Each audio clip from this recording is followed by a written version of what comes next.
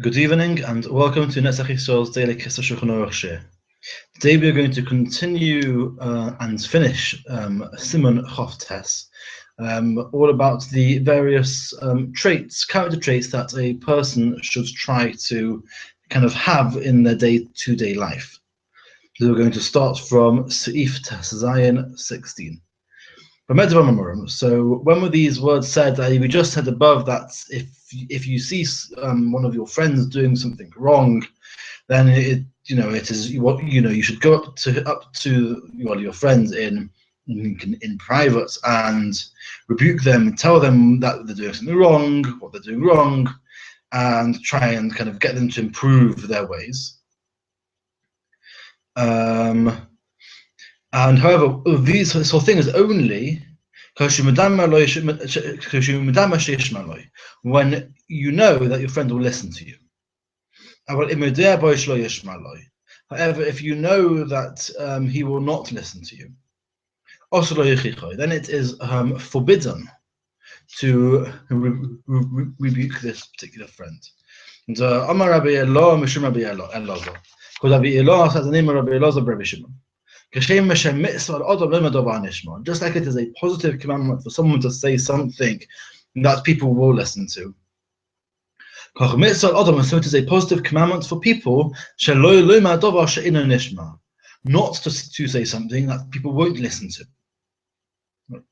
For kind of many and various reasons. If you're not going to listen to, there's no point. You just make things worse. Might as well say, we're just about to say they might come to hate you.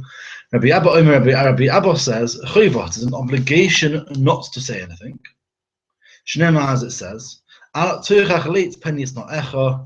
do not rebuke a mocker in case he will hate you. Rebuke a wise person, and then he will love you for having kind of rebuked him and set him on the right path. Seif Yud Zayin 17. Also, it is forbidden for a person to embarrass his friend, whether by speech, whether by deed, and all the more so in public. Our rabbis, may the memories be blessed, said, someone who embarrasses his friend in public has no portion in the world to come. Our rabbis, blessed be their memory, further said, it is better for a person to throw themselves into a fiery furnace and not to embarrass a friend in public. Shnema, as it says in the verse in Genesis, and with the story of Yehuda and Tamar, he says she was being taken out to be burnt for suspected adultery. And she sent to her father-in-law Lema, saying, sorry, to the people who these particular items that she had belonging to the father of the child, these particular items, who these items belong to, that is the father of the child, and kind of this is do you recognize them? Whilst they were his, but she didn't say it explicitly. Elaborem only with a hint. If he would then kind of admit and thereby kind of get her off the hook, they're very good. And if not, to fast. So to Farasimo, then she would not publicize this matter because that would cause embarrassment. Therefore, so a person should be very, very careful not to embarrass his friend in public. Being a koton, being a gadol, it makes no difference whether the person is a minor or an adult. Also, and you should not call him by a name of which he is embarrassed about. and should not say something that is embarrassing to him in front of him. And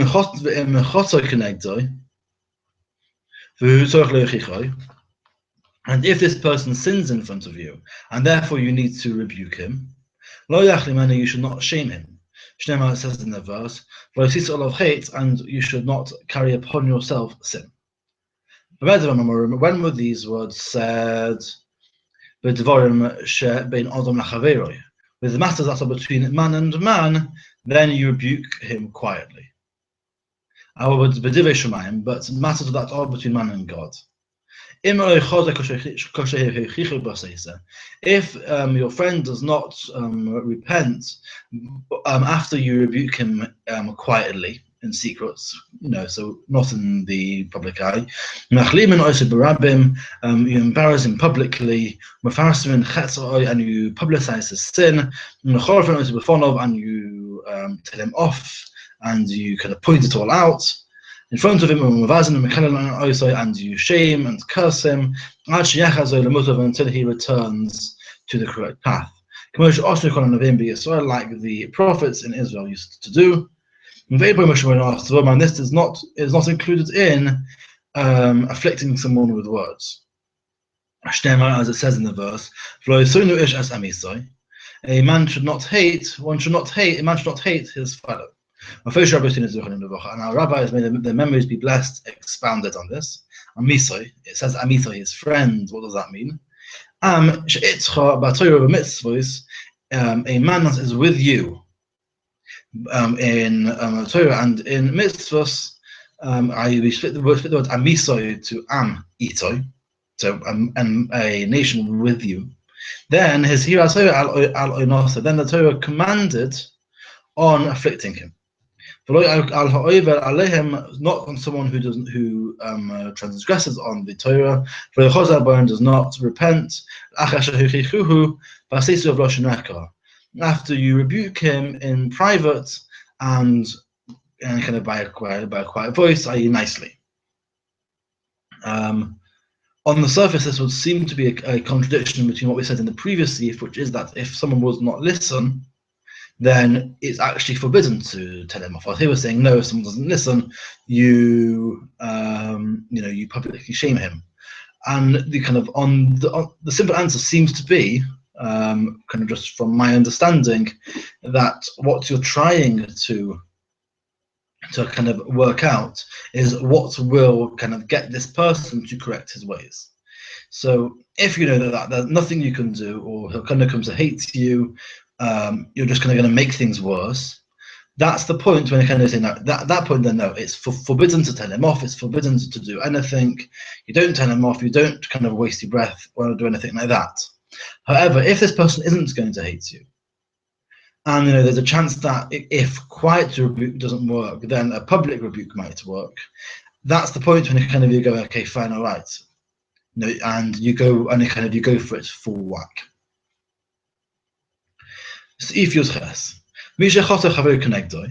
Someone who his friend sinned in front of him or kind of against him. This is a matter between man and man, and so your friend did something wrong to you. And you don't want to tell him off, not to speak to him at all. And you've forgiven him in your heart. And you don't hate him and you don't rebuke him. This is a kind of a pious trait that is above and beyond the letter of the law. The Torah was not particular.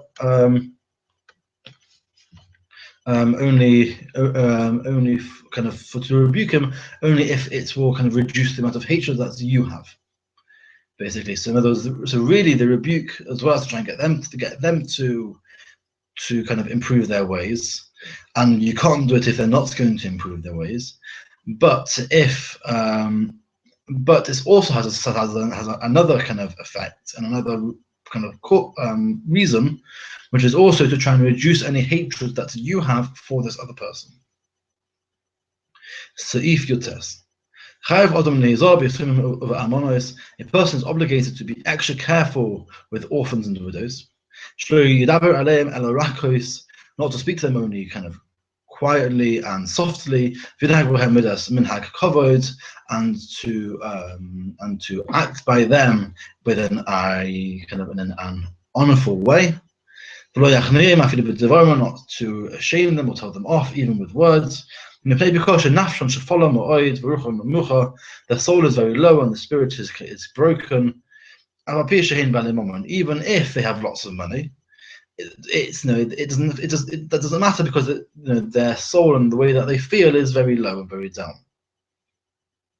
Even if this is the widow of a king or the orphans of a king, who are some of the most powerful people in the country, doesn't matter. You still have to kind of treat them in the same way. We're still commanded to be careful about them. It says in the verse in Exodus, Kol Amon of Yosimos Anon, all widows and orphans should not be afflicted, as in it makes no difference as to whether they are rich or poor, powerful or not powerful. You've got to treat them all the same.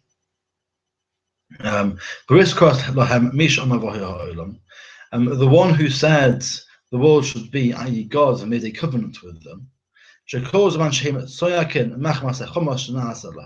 all the time that widows or orphans cry out to him because of wrongdoing that is being done against them, they will be answered. Shnema, as it says in the verse, and also in Exodus, because if they cry out to me, I will surely listen to their cries. When were these was said, if you afflict them for your own good. But if the teacher kind of tells them off, in order to teach them Torah or a trade, or to kind of get them to go on the correct path. This is permitted because you're not doing it for your benefit, you're doing it for their benefit. And it kind of, no matter what, you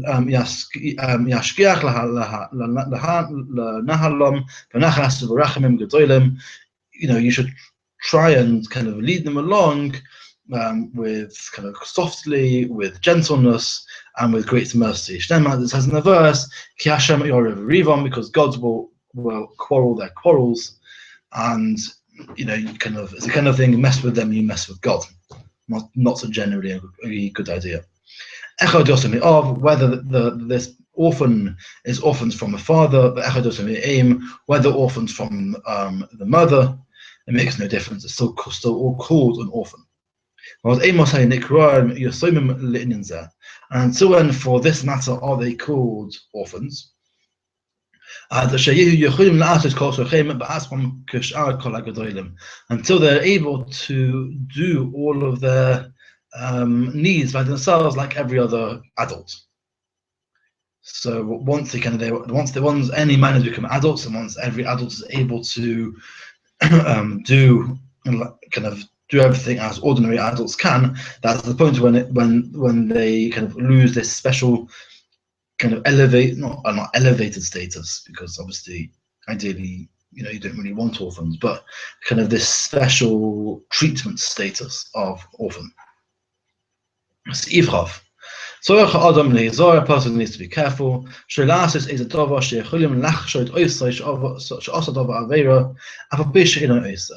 That he does not want, that one does not do anything that people might think is a sin, even though he hasn't actually done a sin. But since it looks like he's doing a sin, then you still must not do it. Because as we find in the Talmud, the priest who would go and take the money out of the chamber, i.e. there was a chamber where everyone would put their donations, and every so often a priest would go into there and remove some money, so that they had some money for the kind of the two-day running and of the temple and the various sacrifices that needed to be brought. Also